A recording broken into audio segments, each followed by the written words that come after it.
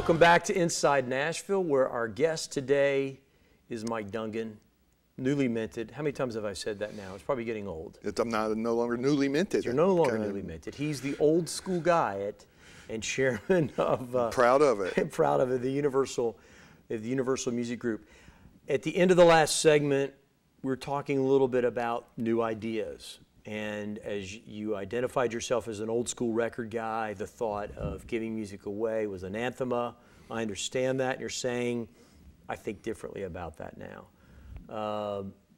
The last decade, the new century has done nothing but create seismic shifts, seemingly every year with new technology. There was Napster and how we handled that effectively or not. Moving forward, and the piracy thing continues to be a big issue. We're seeing less albums sold, more tracks sold.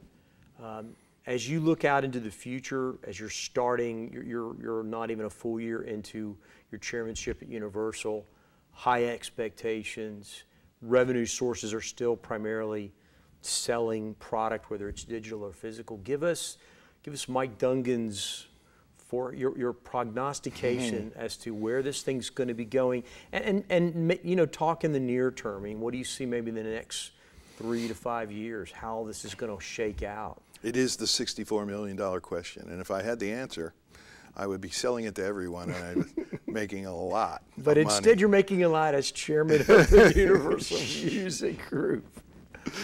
Yeah. But new paradigms. I mean, your track sales can't make up from selling full albums. No. So what does that mean going forward? What's that going to mean for your revenue streams, for your business model, for overhead, for services?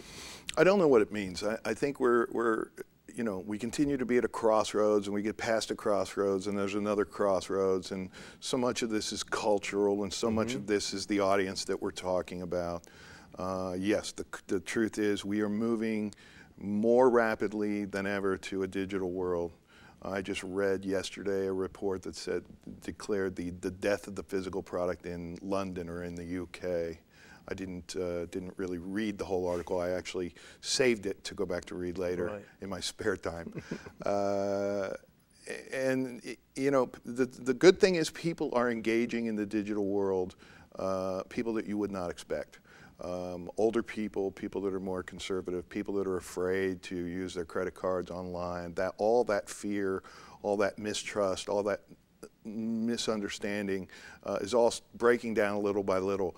But we're going to continue to be behind the 8 ball, because if you want to buy a physical record right now, you have very few choices. You can go to a big box retail store, which is well, like Walmart or Target. Okay. But you know, historically, their selection has not been tremendous in those stores. Or you can look for an independent record store, which historically have been in bad neighborhoods and don't really carry, you know, they carry hipper, cooler styles of music. So if you're into that, that's okay. Or you can go online and buy from Amazon, but then you have to enter your credit card in, and you know, same problem comes into play. But it is growing, and more I run into people who are well up into their 60s that have iPods full of music, and they're telling me stories about discovering music and how they, the process of just falling upon something by accident has led to a discovery and caused them to investigate a little farther. And they've all said, you know, had I been going to a regular physical store, I probably would not have done that, because I can see it, but I can never hear it. So there is some encouraging tones for those who are more inclined to investigate a little bit. And it's not just limited to teenagers and young 20s. The other good thing about this is I believe that the great Russ Solomon, who was the founder and president of Tower Records, which was one of our spectacular retailers of music in America, said it correctly. It was less to do with Napster when our business fell apart, and more to do with the fact that we eliminated a single. We eliminated a 45. We eliminated the ability to buy one song or two songs for not a lot of money because we were greedy, because we thought we could make more money, and we knew we could make more money if we sold 10 or 11 songs in the form of an album.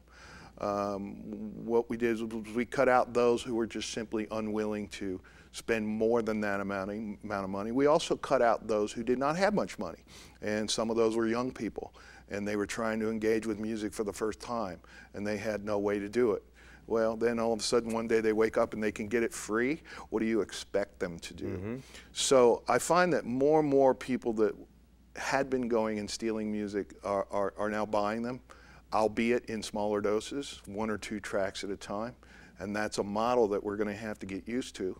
And I don't know that we can, but so far we are. I'm also discovering that more and more people, you know, throughout our efforts as an industry, are realizing that it's just wrong to steal music. So for the longest time, and I believe we've almost wasted a whole generation. There's a whole big group of people out there that have zero respect for intellectual property at all. To them, it's air. It's a song. It's in the air. It's a video game. It's in the air. You know, it's not. To them, it's either that physical thing or nothing, and that's very, very discouraging. That, you know, I have. People very close to me, people in my family, not my children, but maybe my nieces and nephews, who are constantly showing me how they tricked the system and went online and got some extra something into their video games, or got some extra something into their, with their music, and you know, it's all basically stealing. And for them, it's a thrill in addition to being able to access this stuff. But I think the key is to make the access easy and make the access affordable. Now, you want to talk about all the other models out there? Yeah. I feel like I'm on a monologue here. I love it. It makes my job easier. You know, now we have, of course, you know, kind of interactive platforms. And first it was Pandora. You could go in and you say, if I like, you know, Yesterday by the Beatles, it will tell me other things that I might like, and I can listen to that. Okay, well, we share in that, but, you know, very small increments. Now it's Spotify and places where you can go in and just call it up and it appears in front of you. I have spoken to my counterparts in Sweden a couple of times over the last year just to check in, because that's where Spotify originated. And they said most of their business, 80–85% of their business, is Spotify business now. Wow. And I asked them, well, how is it? And they say, it's okay. I mean, it's not what it used to be, certainly, and it's cramped our style, and it's probably hurt our ability to market somewhat. It's hurt our ability to sign and be more adventurous in signing. But it's not. It's okay. It's not horrible. At least people are interacting. Now, I do believe that, you know, I come from a generation, and I believe a couple generations even in front of me or behind me, have to have ownership, have to control things in order to feel like they're part of it. But the question is, you know, is access equal to ownership? And it's clear from talking to a lot of people, especially young people, that as long as they can access the music anytime, they don't need to feel like they own it. Right. They don't need a wall. They don't even need it in their hard drive. They just need to know that it's there. And it's an interesting place we are. But again, because of the easy access, there's also a tremendous opportunity for discovery for those who are inclined and have the time. And, you know, we could end up selling, you know, more than ever before, because people can have, you know, get a real good listen to things that they can't hear on the radio or wouldn't know about in any other way. Well, and there's been a lot of naysayers. Some of them we've worked with and know, and I know you've always been a very optimistic, glass half full, and bullish on what's going on. And my sense is that even though there are still a lot of issues that you're having to deal with, that you're still very bullish on where this is all going to go, and that people are going to always want to have music, and you're going to have to be there to provide it for them. So. Well, that's the thing. I think, you know, it's going to take brains much bigger than mine to figure this out. And we have people in all of our corporations who are working on the proper deals to try to hopefully, you know, monetize all these opportunities. But it's clear to me that for the rest of time, music is going to matter to people, and we have more opportunities than ever to put it in front of them, which will only increase their enthusiasm for it. Mm-hmm. And so I think as long as music matters, and I can't see that it ever won't, I feel good. I feel like the rest of it, we will figure it out somehow. I don't think there's anything else to say. I think that is a great way to end it, and I want to thank you for having joined us today on Inside Nashville. My good friend and chairman, Universal Music Group, Mike Dungan, thank you for joining us on Inside Nashville. I'm Randy Goodman, and join us again soon for a new episode. Thank you very much.